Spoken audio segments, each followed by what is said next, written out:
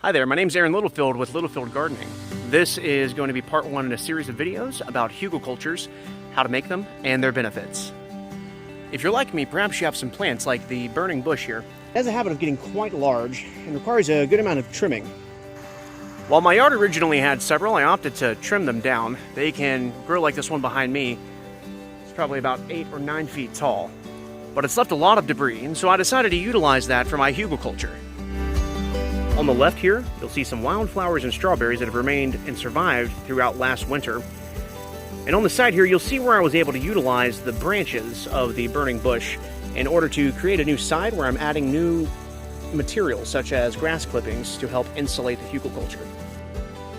Now you can do as I did with my first Hugulkultur, starting with a trench in the ground, putting limbs, cardboard, other organic material, and then piling up, or you can just put it on the top of the ground, like here. Now, if you're just starting your Hugulkultur adventure, you might be wondering, where on earth are you supposed to acquire all of this organic material? I utilize this excess backspace at the edge of my yard here. A little goes a long way. If I needed to, I could probably double the size of my Hugulkultur just using this little bit of land that's behind me here.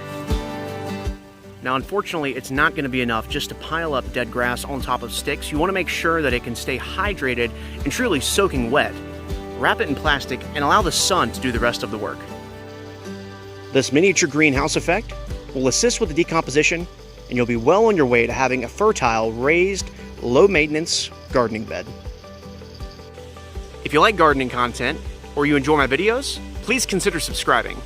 And you might just find out what this guy is.